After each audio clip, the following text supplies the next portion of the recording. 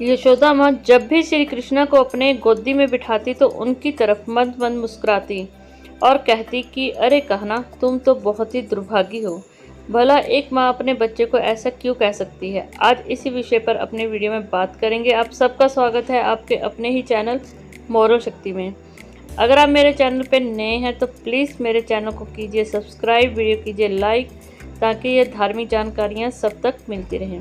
बात करते हैं कि आखिर यशोदा क्यों कहती थी कृष्णा को दुर्भागी। एक समय की बात है, कृष्णा माँ की गोदी में बैठे हुए थे और माँ उनकी तरफ देखकर मंद मंद मुस्कुराती है और कहती है, अरे कान्हा, तू तो बहुत ही दुर्भागी है।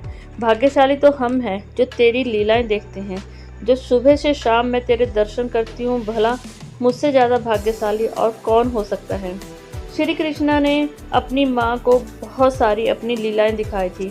महाभारत और भागवत पुराण में मिलता है कि बालपन में श्री कृष्ण ने अपनी माँ को ऐसी ऐसी लीलाएं दिखाई थी कि जिनको देखकर यशोदा मैया को लगता था कि उनसे ज़्यादा भाग्यशाली इस दुनिया में कोई भी नहीं है। यशोदा मैया द्वारा ओखल खोलना, माखन चोरी, ब्रह्मांड के दर्शन तक कृष्णा ने अपनी माँ को करवाए थे।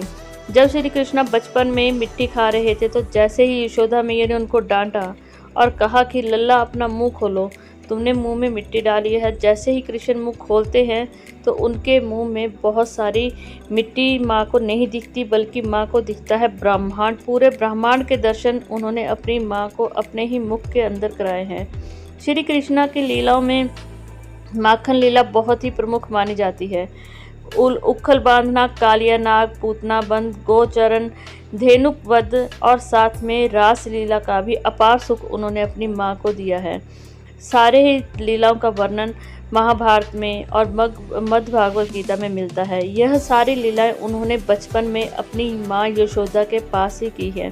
जैसे ही वो बड़े होते गए उनकी बाल लीलाएं कम होती गई और कंस को मारने के लिए जब वो यशोदा माँ को छोड़ के गए तो उनका बहुत बुरा हाल था। माँ रो रो के इतनी बेसुध हो गई थी कि वो अपने बेटे को अपने से दूर जाने का गम सहन नहीं कर पा रही थी। लेकिन फिर भी माँ को शुरू से यही लगता था कि जो बचपन उन्होंने अपने बेटे के साथ जिया है वह बचपन बहुत ही भाग्यशाली महिलाओं को मिलता है। इसीलिए हमेशा ही माँ उसको यही कहती थी कि अरे कान्हा, तू तो दुर्भागी है, तू तो ये कुछ नहीं देख सकता। एक तरफ माँ जानती थी कि वह जगत के पालनहार हैं और साथ में ही ममता में आकर यह भूल जाती थी कि वह दुनिया के रखवाले हैं और सारा जगत उन्हीं के द्वारा रचा हुआ है।